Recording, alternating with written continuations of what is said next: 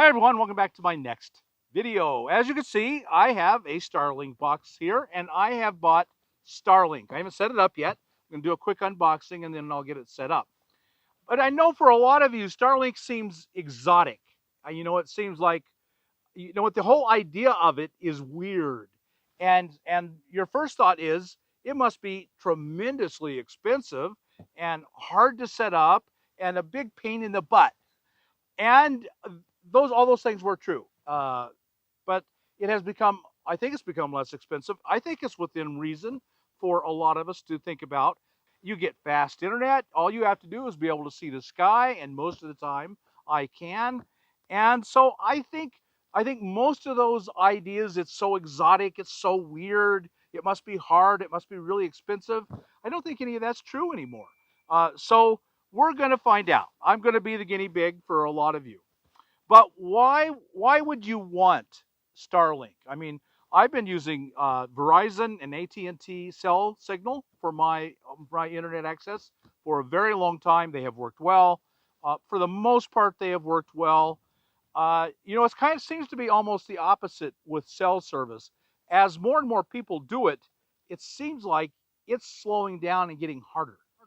And one of my goals, in my personal goals in life, is to get into the backcountry. I just bought this side by side because I want to go into the backcountry. Well, getting into the backcountry means no cell signal because I want to go into the mountains and really deep, and you're not going to get cell signal there.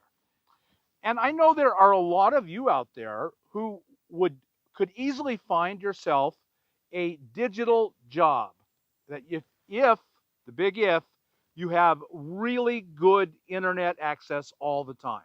You can't do your job without fast, reliable internet. And while cell service works well, you're not guaranteed fast and reliable service. You just are not if you want to go into the backcountry. If you're going to spend all your time in the big city, fast, reliable internet is always there. No question about that. Now, one of your big objections is going to be the cost. It must be really, really expensive. I can tell you this. I got this box, which is everything I need to set up service, and I have $700 invested in it. The hardware in it cost me $600, $599, and then I spent $50 for tax and $50 for shipping. So for $700, I have everything I need right here to set up Starlink service. And one of the things that had to advance was roaming. For a long, long time, it was set up just for a local area, and then if you could move around, but it didn't work very well. It was a pain in the butt. Now, from what I've seen, there is going to be some pain in the butt factor. From what I've heard, once you set it up and it turns itself on, finds all the satellites, and starts working. But for like the next, I think the next 12 or 24 hours, it continues to refine where the satellites are, and as it refines it, it gets faster and faster. So initially, your first 24 hours may not be the fastest, and then it just gets faster and faster as it knows where the satellites are moving. Of course, they're not stationary; they're moving, and so it learns when they come in, when they go out, and how to connect. And I guess a lot of things are going on. I don't know. And so for some of us, that's a big issue. You set it up. If you have to go into town every day or every couple days or move every 2 or 3 or 4 days, then the pain in the butt factor comes back because you got to set it back up. Your service isn't the best immediately because it's got to track the sky and figure everything out. Really, it's going to be the best. I think I haven't used it yet. Don't so be careful about what I'm telling you till I've actually been using it for a while, and I'll report back as it goes. Um, the I think unless you're going to set in one place and not go into town a lot, or because I wouldn't leave this thing out and set it up and then drive into town if there was no one around. I just wouldn't trust that. I would be scared to do that. It's still $700. I got to replace it. So I would break it down and take it with me, and then then you got the pain in the butt factor every time you go into town. But it may, if you're looking to be a digital nomad, it may make all the difference between you being able to even consider it or not. And maybe it will open up a whole new world of job opportunities that you could not even consider until you could get this kind of fast, reliable internet service in the middle of nowhere. All right, so let's unbox this thing and then we'll get down to actually setting it up. One of the things that I've been giving a lot of thought to, I'm still in the desert. You can probably see that. That's a Joshua tree right there beside me. And one of the things I've been giving a lot of thought to is wind, because you're just going to set this thing out on the, you're either going to mount it on a roof or you're just going to set it out on the ground.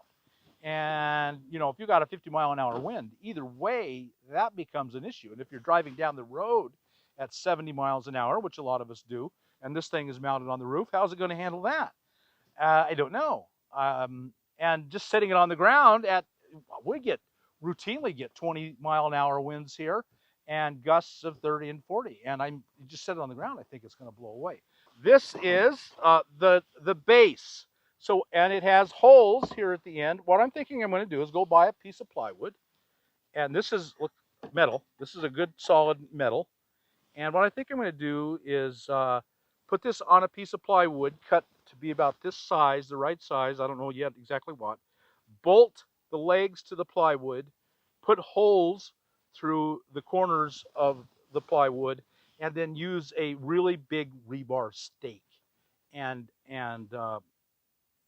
stake it down onto the ground to deal with the wind. This is the actual antenna. Yeah, that was it. It just snaps in. Seems like a pretty solid. Seems like if I get this bolted onto a piece of plywood and then really well staked into the ground, it might withstand wind. Good, you know, 20, 30 mile an hour wind, because that's going to happen in the desert. You're going to experience that, 30, 40. And then maybe if it's more than that, you would go out and tear it down. I don't know exactly. But that was it. This thing's now assembled. I can set it on the ground. And it comes with 75 feet of really good, solid cable. This is it. I'm most of the way building this thing. This is the router. And on the base here, that will plug into here, right? It just snaps in here. You saw me snap that together. Well, it just snaps in here. And then the power cord just goes in here. And then that cord comes in and goes in here, and you plug in the power, and that's it. You're done. You're done with installation. Once it's got power, it will start looking around for satellites. It just comes on and starts searching, and then it starts mapping the sky of all the satellites, and it's talking to headquarters, of course, all the time.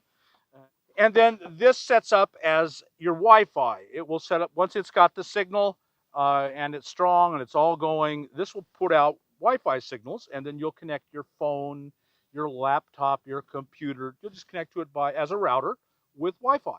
And two of the things I think are going to be our hardest problems are keeping this thing powered all the time, and then having it sitting on the ground all the time, and the inconvenience of every time you have to go to camp, you're going to have to break it apart and put it in the rig and stow it away and take it into town.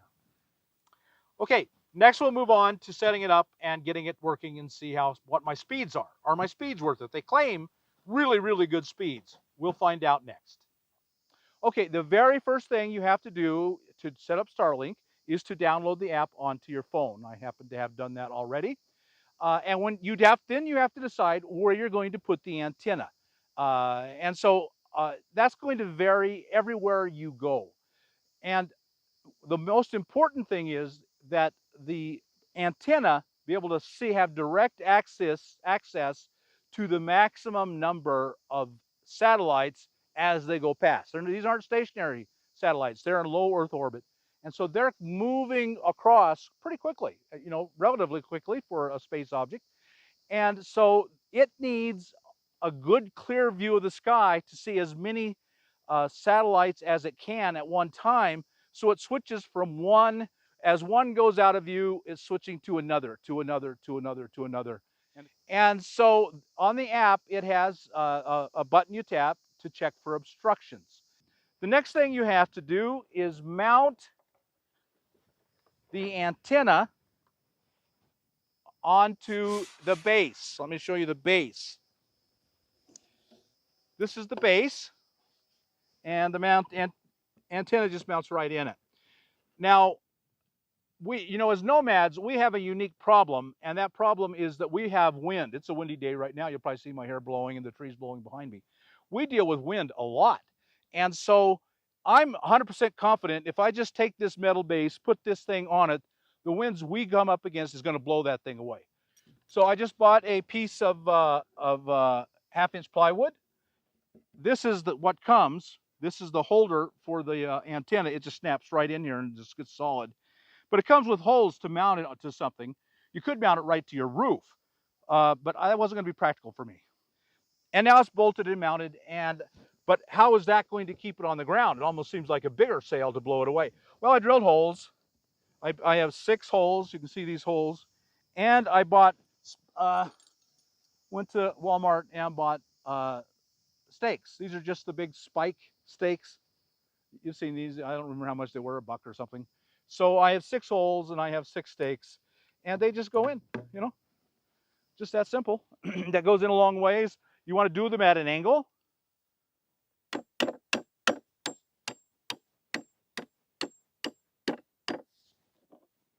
Okay, so they're all pounded in. I think this thing's not going anywhere, I hope.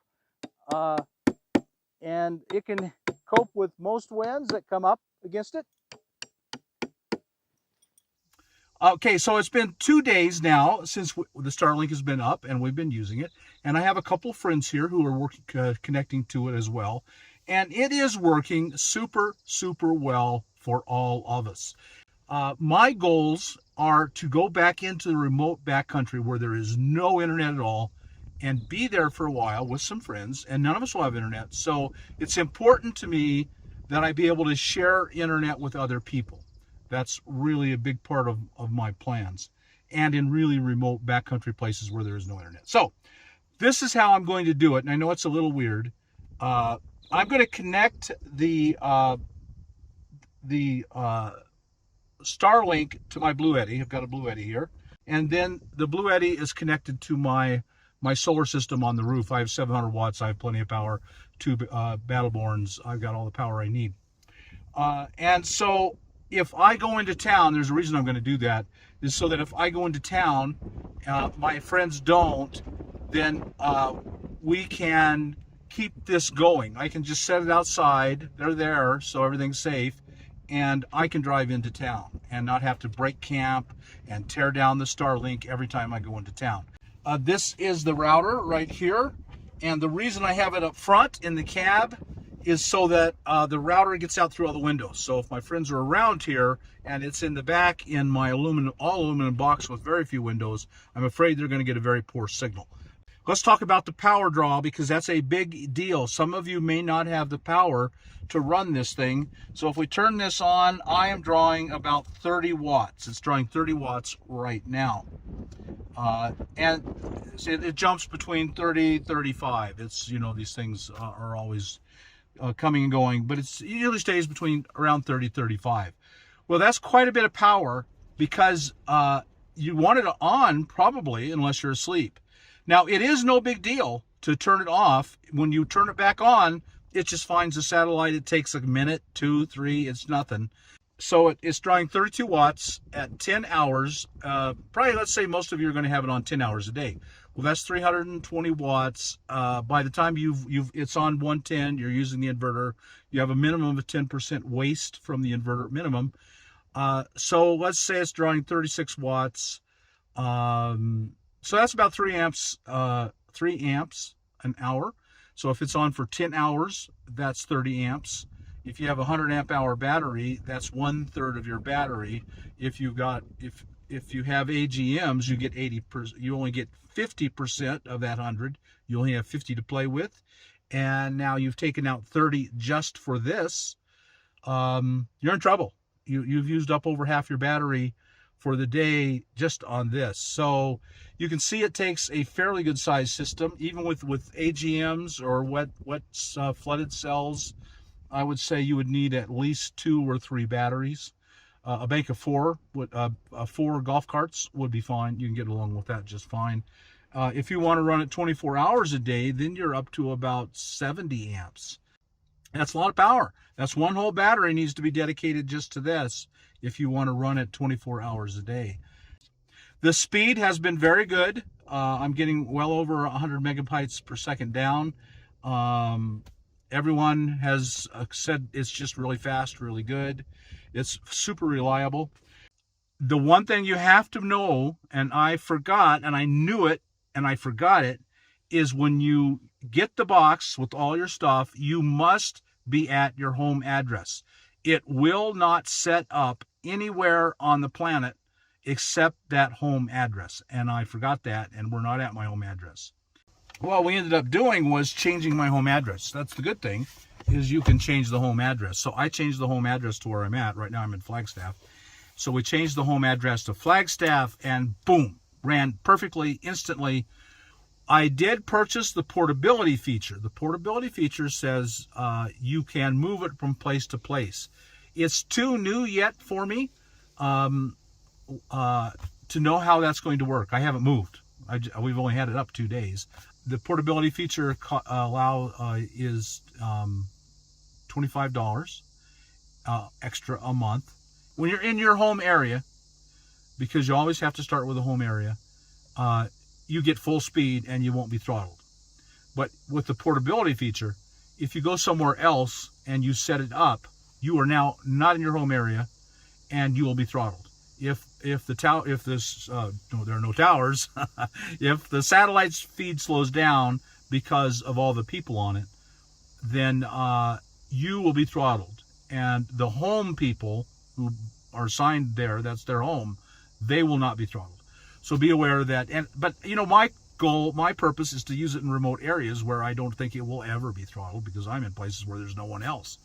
I'm going to be in the middle of the mountains. I'm surrounded by mountains, and I can't get internet because the cells don't work. Cell towers don't work in the mountains, and I hope this will.